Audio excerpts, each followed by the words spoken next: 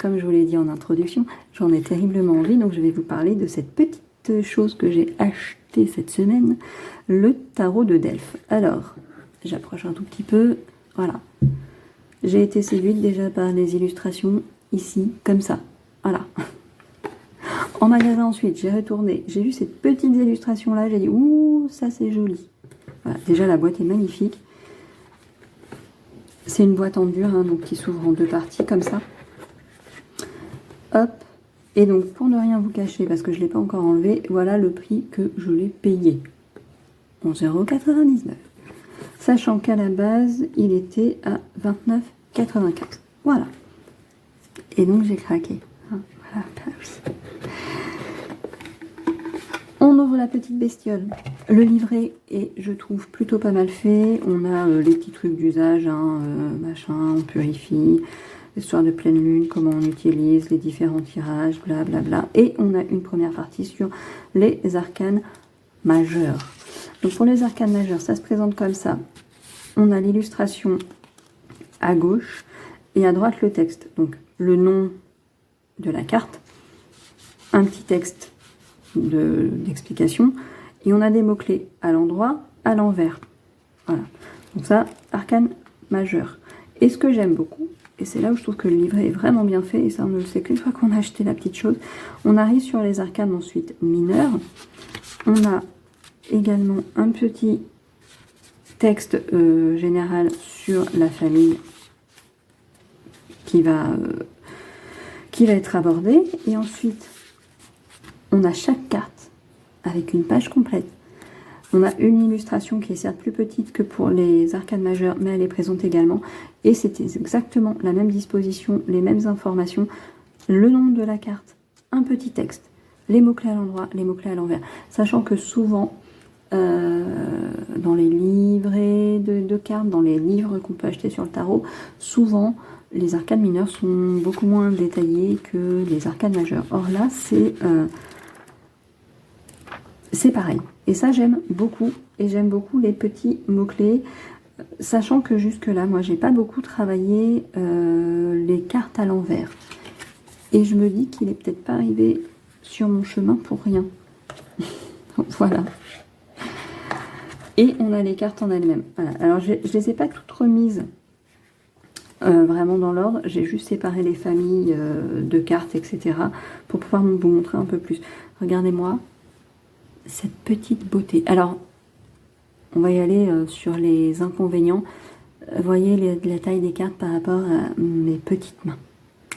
Voilà. Vous avez compris déjà la problématique que j'ai. Hein. Oh. Voilà. Bref, je trouverai une solution. Donc, on a les cartes qui sont absolument magnifiques. J'aime énormément les illustrations qui sont très, très, très épurées et qui contiennent, cela dit, tous les symboles des cartes. Voilà.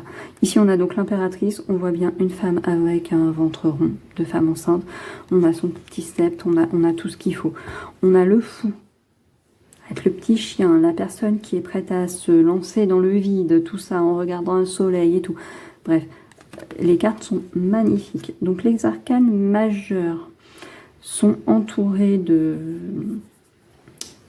C'est pas du doré, mais c'est du jaune, quoi. Voilà, c'est un petit ocre tout joli, avec des petits croissants de lune dans les coins. Voilà, regardez l'étoile, si elle n'est pas magnifique, cette carte.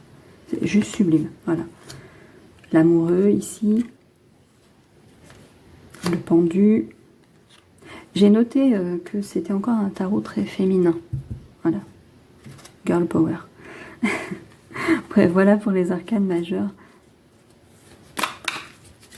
Hop, elles sont toutes magnifiques, hein, donc la force ici. Et on a ensuite les arcanes mineurs. J'essaye de les mettre à peu près bien. Donc on a ici les deniers en vert, avec des petites feuilles dans les coins. Et donc je vous laisse voir l'illustration. Donc là, ici, on a le 6 de denier.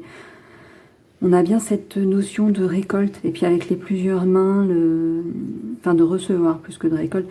Et avec plusieurs mains sur la carte, cette notion de certes on reçoit mais on donne également, etc. C'est à double sens tout ça.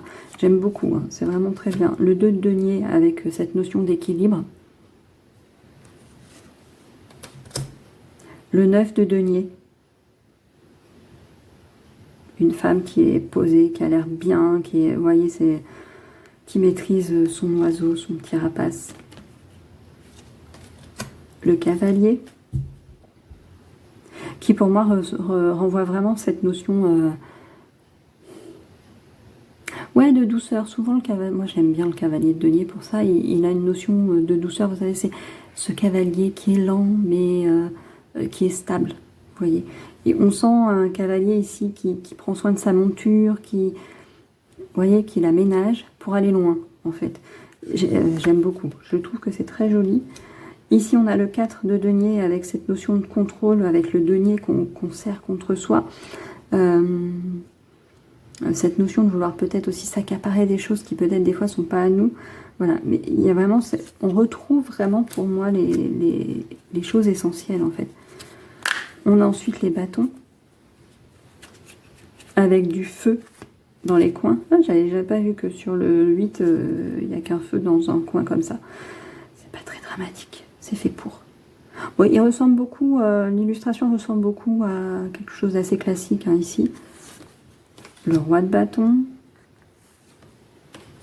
le 5 de bâton, bataille, tout ça, conflit, le 4 de bâton, avec les 4 piquets, la célébration en dessous, un mariage ici. Voilà, encore une fois, on est, je trouve qu'on est très très bien. Les épées, avec le cavalier, le 2 d'épée, le choix, vous savez, avec les yeux bandés ici, tout ça. Voilà, il y a vraiment tout. Le 3 d'épée. Alors c'est une carte qui est terrible, on n'aime jamais la voir, mais alors elle est vraiment très jolie, je trouve. Le 4 d'épée, se reposer, tout ça, entouré des épées. Non mais elle est vraiment magnifique. L'As. Le 6. Et voici nos petites coupes, avec le valet de coupe. Et donc des petites gouttes d'eau sur les côtés. L'As, le roi, le 6 de coupe. Regardez si c'est pas trop chou. Alors là, on est obligé de penser à l'enfance avec cette carte. C'est obligé. C'est trop mignon. Vraiment, ce tarot est magnifique. Les illustrations sont très très belles. J'adore. Et donc le dos est fait comme ça. Et où je vous disais que c'était peut-être un bon signal pour utiliser à l'endroit à l'envers, c'est qu'effectivement, vous pouvez retourner, vous ne savez pas, vous ne savez pas. Alors moi je vais savoir que là c'est le roi de bâton. Voilà, et quand vous retournez vraiment vous les mettez à l'envers, il n'y a pas de différence, vous pouvez vraiment mixer tout ça de façon très très très très sympathique. Si j'ai des petits, entre guillemets, reproches, les petits points négatifs, la taille des cartes pour les petites mains. Voilà, si je veux les laisser tomber, je suis obligée de les brasser comme ça. Elles commencent à être un petit peu moins collantes. Donc à force, je vais peut-être y arriver. Mais c'est pas forcément le plus aisé. Donc je pense que c'est un tarot que je vais devoir apprendre à utiliser comme ça. Et à piger les cartes comme ça, à les choisir comme ça, même si c'est pas forcément mon dada. Cela dit, pour une utilisation à l'envers, c'est aussi pas trop mal parce que quand on les laisse tomber, on sait jamais réellement dans quel sens elles tombent. Or, quand on les tire comme ça, bah, il n'y a pas de mystère. Hein, alors, j'en ai aucune à l'envers, hein, mais on tire, on sait qu'elle est dans ce sens-là après. Donc voilà, j'étais partie sur les points négatifs et je vous parle malgré tout des points positifs également. Alors les points négatifs, la grandeur des cartes, encore une fois. Mais ça se contourne, c'est pas dramatique. La petite protection entre guillemets plastique, vous savez, sur les cartes, qui sera peut-être un peu fragile à voir à l'avenir. J'ai peur que ce soit un peu ça quand même. Hein. Mais on verra. On verra, on verra. Je trouve que ça commence quand même vraiment, oui, à s'assouplir. J'avais peur qu'elle soit trop collante et du coup que ça s'abîme très vite. Mais j'ai l'impression qu'à force de les utiliser, de les brasser, etc., c'est un peu plus fluide à l'utilisation. Est-ce que j'avais vu d'autres points négatifs à part ça? C'est vraiment les deux points négatifs. Moi, vraiment, dans un jeu de cartes, ce qui me fait le plus peur quand on ne peut pas les voir avant, c'est vraiment cette taille des cartes. Parce que je sais que j'ai des toutes petites mains. Voilà, si je vous prends des cartes du Crystal Vision Tarot à côté. Vous voyez la différence. Hop, j'essaye de cadrer un tout petit peu mieux. Voilà. Sachant que, du coup, le Crystal Vision, même si je ne peux pas prendre l'entièreté du deck dans mes mains, j'en prends quand même une bonne moitié pour pouvoir les brasser et les laisser tomber, du coup. Sachant que vous avez raison, hein, vous pouvez vous faire la remarque, c'est pareil. Le Crystal Vision se prête tout à fait à une utilisation à l'envers. Là, j'avais pas envie. Qu'elle est méchante. Voilà. Bon, la taille des cartes, ouais, c'est vraiment... Et puis alors, avec un tarot particulièrement, il y a quand même 78 cartes. Hein. C'est un tarot, voilà. Mais, bref, on est d'accord que ce jeu est magnifique. J'aime beaucoup la simplicité... des illustrations, encore une fois, hein, et qui, cela dit, bah, elles ont tout ce qu'il faut. Il y a les symboles, il y a tout. Voilà, le set de coupes, vous voyez, avec toutes les coupes qui vont signifier des choses différentes. Enfin bref, le 10 de coupe, la famille, tout ça. Non, vraiment, il est extrêmement bien fait.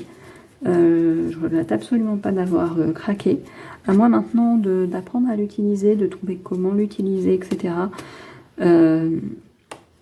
Et de travailler un petit peu le livret que je trouve vraiment bien fichu. Et le travailler particulièrement pour les significations à l'envers, hein, que je n'ai jamais réellement travaillé jusque-là, je l'avoue. Je l'avoue. Voilà, j'avais envie de vous faire un petit topo parce que je pense qu'on est déjà pas mal. Hein. Je pourrais en parler, je crois, des heures et des heures de toute façon, de ce petit tarot. Maintenant, à moi de le travailler. Si vous avez un nose vers chez vous, je sais que c'est pas dans tous les noses, hein, donc voilà. Dans le mien, dans les différents que j'ai pu d'ailleurs, moi, avoir au plus proche de chez moi, les différents logements que j'ai pu avoir, il y a régulièrement eu des tarots, des oracles. Mon oracle spirituel vient de Nose également. Hein. Je le regrette pas non plus, celui-ci, hein, il est un peu...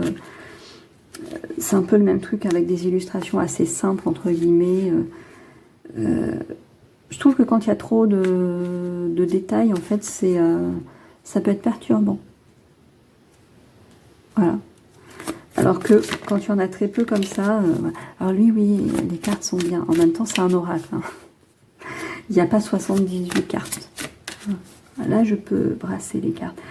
Donc lui, ouais, il vient de Nose hein, aussi. Là, c'est les éditions... Merci les livres. Je ne connaissais pas avant. Hein, voilà, c'est généralement moi ça va être les éditions Le Duc, beaucoup qu'on retrouve en magasin à Nose. Ils ont souvent des livres aussi, développement personnel, ce genre de choses, parfois des romans un peu initiatiques et tout. Pas mal des éditions Jouvence aussi pour les romans. Je ne sais pas si les éditions Jouvence font des oracles. Voilà. À l'occasion, allez à Nose, vous pouvez tomber sur des petites choses comme ça. Tous ne sont pas intéressants, hein. J'en achète pas un à chaque fois qu'il y a des arrivages de cartes. Hein. Faut pas non plus, sinon je saurais pas où les ranger. Hein, déjà que. Mais il peut arriver de tomber sur quelque chose d'intéressant. Il y a une époque où il y avait l'oracle des 10 secrets de By Mathilda, par exemple. Voilà, ça peut être intéressant à ce niveau-là. Voilà, il est tout sympa d'ailleurs, l'oracle de Mathilda. Je ne l'utilise pas beaucoup.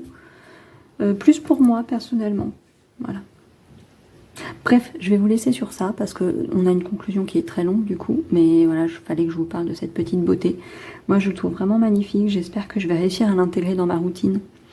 À l'apprivoiser, mais je pense que oui. Parce que je trouve que... déjà, il est très beau, il me plaît beaucoup. Et... il est vraiment intéressant, je pense, à travailler. Ouais, non, moi, il me plaît. Il me plaît. C'est... Voilà, c'est un petit ressenti comme ça que j'ai. Voilà.